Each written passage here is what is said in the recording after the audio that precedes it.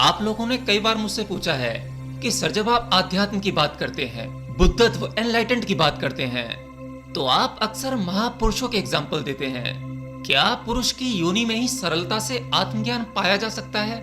क्या महिला के लिए यह सरल नहीं है? अगर महिला के लिए भी एनलाइटनमेंट सरल है, तो आप इस विषय पर क्यों नहीं बोलते? तो चलिए आज हम एक ऐसी ही अद्भुत स्त्री की बात करेंगे जो लगभग बॉर्न एनलाइटेंड पैदा हुई थी। हालांकि जो अपने जन्म से ही एनलाइटेंड पैदा होते हैं, जिन्हें पैदा होते ही पूर्णता का या आत्मज्ञान होता है, ऐसे व्यक्तियों को अवतार कहा जाता है। बाकी सिद्ध पुरुष और महापुरुष जो पैदा होने के बाद कुछ साधनाओं के मार्ग से बाद में बुद्धत्व प्राप्त करते हैं, पहुंचते वो भी पूर्णता पर हैं, पर उन्हें ज्यादातर अवतार का टैग नहीं मिलता। एनीवे, आनंदमयी माँ का जन्म 30 अप्रैल 1896 में खेवरा गांव में तिपेरा डिस्ट्रिक्ट में हुआ था। ये डिस्ट्रिक्ट आज की डेट में बांग्लादेश में है।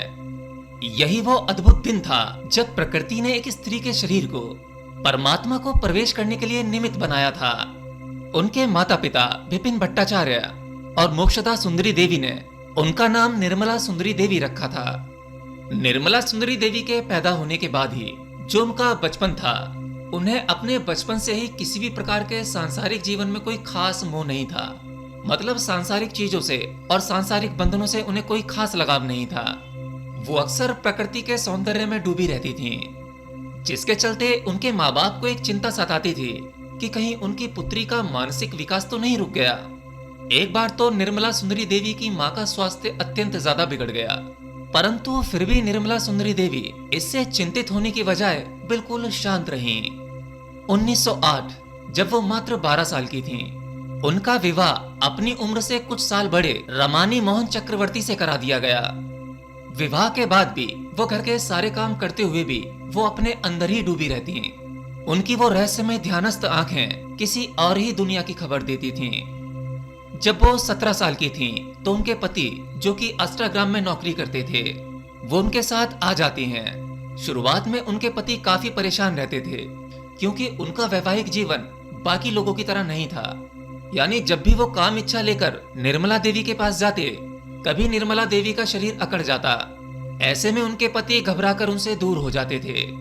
हालांकि बाद में जब वो अपनी पत्नी की प्रतिभा को पहचान जाते हैं, तब वो उन्हें अपनी माँ के रूप में स्वीकार कर उनके ही शिष्य बन जाते हैं। कल्पना करके देखिए, एक पति जो अपनी ही पत्नी का शिष्य बन गया, तो निर्मला देवी की क्या एनर्जी रही होगी, उनका क्या ऑरा रहा होगा।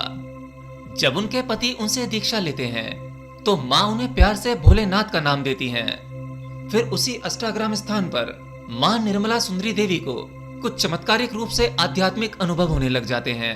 कई बार वो कीर्तन के दौरान अपने ही अंदर इतना गहरा डूब जाती कि वो घंटों बेहोश रहा करती थीं। 1918 के अंत तक वो हमेशा पूरी तरह परमात्मा में लीन रहती। जब उनकी आंखें खुलती भी थीं, तब भी उनकी आंखों में शून्य झलकता रहता था। यानी जो अनुभव वो अपने भीतर उस अनंत का करती थीं, वो अनुभव की झलक उनकी आंखों से साफ देखी जा सकती थी। अगस्त 1922 की एक पूर्णिमा की रात में उनके भीतर कुछ मंत्र उतरने लगते हैं। जबकि वो बहुत कम पढ़ी लिखी थीं, जो स्वयं से ही उनके भीतर मंत्र उतरते हैं, उन्हें वो शिष्य की तरह स्वीकार करके उनका मनन करने लगती थीं। वो अपने आप में ही परमात्मा, गुरु और शिष्य एक साथ थीं। फिर निर्मला देवी 1924 में अपने पति भोलेनाथ के साथ शाहाबाद आ जाती हैं। यहाँ भी वो कई बार कीर्तन करते समय समाधिस्थ हो जाती थीं। उनके एक शिष्य थे भैया जी। यही वो उनके प्रथम शिष्य थे जो उनका नाम माँ आनंदमयी रख देते हैं। शाहबाद में कई लोगों को आनंदमयी माँ के रूप में एक डिवाइन एनर्जी का आभास होता है। आनंदमयी माँ अपने बारे में सदा ही अपने आप को एक छोटी बच्ची या केवल एक मात्र शरीर रूप से ही संबोधित करती थीं। आनंदमयी माँ के जो सन्यासी थे, उन सभी सन्यासियों को आनंदमयी माँ का ध्यान ऐसे रखना पड़ता था जैसे एक छोटा बच्चा हो, क्योंकि वो परमात्मा में इतनी अधिक लीन हो चुकी थीं, जिसके कारण वो स्वयं का ध्यान ही नहीं रख पाती थीं, खाना पीना भी भूल जाती थीं। बिल्कुल वैसे ही जैसे रामकृष्ण परमहंस की परिस्थिति थी। आनंदमयी माँ बाद में देहरादून आ जाती हैं। यहाँ पर उनसे मिलने के लिए कई प्रसिद्ध लोग आते हैं, जिनमें कि जवाहरलाल नेहरू और उनकी पत्नी इंदिरा गांधी, महात्मा गांधी, योगानंद परमहंस, सर्वपल्ली राधाकृष्ण, डॉक्टर राजेंद्र प्रसाद शामिल हैं। फ्रांस के एक डॉक्टर अब्राहम जैकब वाइनट्रैब जो सिर्फ 2 महीने के लिए भारत आते हैं, वो भी रमन महर्षि से मिलने के लिए। उनकी मुलाकात आनंदमयी माँ से भी होती है। तब आनंदमयी माँ की दिव्यता का प्रभाव उन पर ऐसा पड़ता है कि वो हमेशा के लिए भारत में ही रह जाते हैं। वो स्वामी विजयानंद के नाम से माँ के सन्यासी बन जाते हैं। जब योगानंद अपनी पुस्तक ऑटोबायोग्राफी ऑफ योगी में माँ आनंदमयी का जिक्र करते हैं, इसके बाद उनकी ख्याति विदेशों तक पहुंच जाती है, जिसके बाद कई विदेशी तो ऐसे थे जो माँ का फोटो देखकर ही वो माँ से मिलने के लिए भारत आ जाते हैं। कुछ विदेशी लेखकों ने आनंदमयी माँ के ऊपर कुछ किताबें भी लिखी हैं, जिसमें कि डॉक्टर अलेक्जेंडर लिप्सी की life and teaching Shri Anandamayi Ma, Melita Maschmann की encountering bliss, my journey to India with Anandamayi Ma, ये बुक शामिल है। वो उनकी चमत्कारी प्रेजेंस ऐसी थी कि वो लोगों को एक चमत्कार की तरह लगती थी। आनंदमयी माँ इतनी ज्यादा अतीन्द्रिय में लीन थी, इसका अंदाजा आप तब लगा सकते हैं जब योगानंद परमहंस से आनंदमयी माँ उनके आश्रम में मिलती हैं। योगानंद जी उनसे अपने बारे में कुछ बताने के लिए कहते हैं, जिसके जवाब में वो पहले तो यह कहती हैं कि बाबा सब जानते हैं, दोहराने से क्या फायदा। योगानंद फिर दोबारा से जब उनसे कुछ बताने का अनुरोध करते हैं तो वो अपने हाथ फैलाकर कहती हैं, बाबा बताने लायक तो कुछ अधिक नहीं है। मेरी चेतना इस नश्वर देह के साथ कभी एक रूप नहीं हुई। पृथ्वी पर आने से पहले मैं वही थी, जब मैं छोटी बच्ची थी तब भी मैं वही थी, बड़ी होकर नारी बनी तब भी मैं वही थी। जिस परिवार में मेरा जन्म हुआ था, उन्होंने जब इस देह का विवाह रचाने की तैयारी की तब भी मैं वही थी। और बाबा मैं अभी आपके सामने वही हूँ। यहाँ से आगे सदा के लिए मेरी चारों ओर सृष्टि का नृत्य चाहे कितना भी बदलता रहे, मैं वही रहूंगी।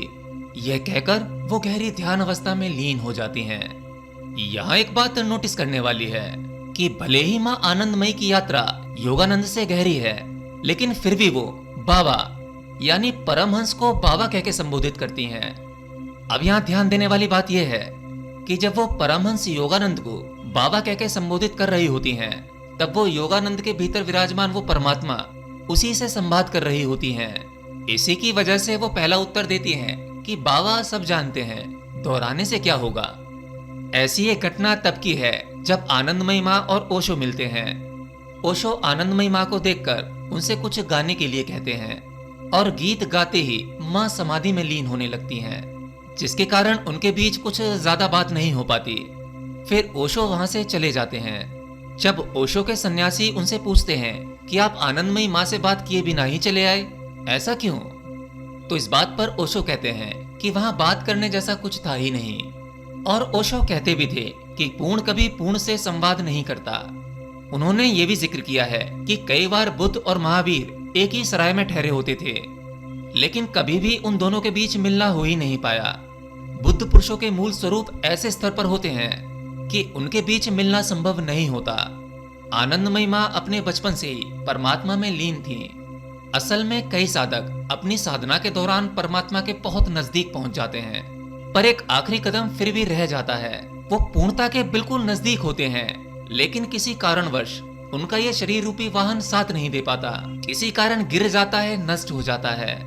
तो वो अपना आखिरी कदम पूरा करने के लिए यानी पूर्ण होने के लिए एक जन्म और लेते हैं। और ऐसे साधकों की यात्रा कई बार तो जन्म लेते ही पूर्ण हो जाती है, जिससे कि उन्हें बॉर्न एनलाइटेंड कहते हैं। ऐसे लोगों में काम, क्रोध, लोभ, मोह, अहंकार ये सब विकार भी नहीं होते, क्योंकि वो इन सब चीजों को अपने पिछले जन्मों में ही लगभग साध चुके होते हैं। और अगर 1-8% रह भी जाता है तो ये सब कुछ उन्हें इस जन्म में भी देखने को मिल जाता है। अगर आप आनंदमयी माँ के इस चित्र को गौर से देखेंगे, इनके इस फोटो में परम शून्य के अलावा आपको कुछ नहीं दिखेगा। एक गहरा ठहराव महसूस होगा। जरा इनकी आंखें तो देखो, जैसे मानो ये पूर्णतः शांत हो चुकी हैं। खुली आंखें भी ध्यानस्थ आंखें लग रही हैं। ऐसी विभूति को देखने मात्र से ही ध्यान घटित हो जाता है। तो ऐसा नहीं है कि स्त्रियों को आत्मज्ञान नहीं होता। आत्मज्ञान की घटना भेदभाव नहीं करती। स्त्री पुरुष दोनों ही एक बराबर हैं, क्योंकि वो परम शक्ति किसी एक के बिना अधूरी है। शिव शक्ति के बिना अधूरे हैं, शक्ति शिव के बिना। हाँ, स्त्री के केस में ये कह सकते हैं कि जब एक स्त्री स्वयं के भीतर प्रवेश करती है और उसे सच में कुछ आध्यात्मिक अनुभूति होती है, सच में कोई भ्रम नहीं होना चाहिए, तब वो उसका प्रदर्शन नहीं करना चाहती। और वैसे भी आत्मज्ञान की घटना मनुष्य को चुप कर देती है। अब अगर उससे परमात्मा बुलवाए तो बुलवाए, वह केवल निमित्त मात्र रह जाता है। एनीवे, आज के लिए इतना ही। अगर आपको वीडियो अच्छा लगा हो तो लाइक एंड शेयर कर सकते हैं, और इसी प्रकार की आध्यात्म की डीप नॉलेज को पाने के लिए आप इस चैनल को सब्सक्राइब भी कर सकते हैं। मिलता हूं नेक्स्ट वीडियो में, तब तक के लिए जय श्री कृष्ण।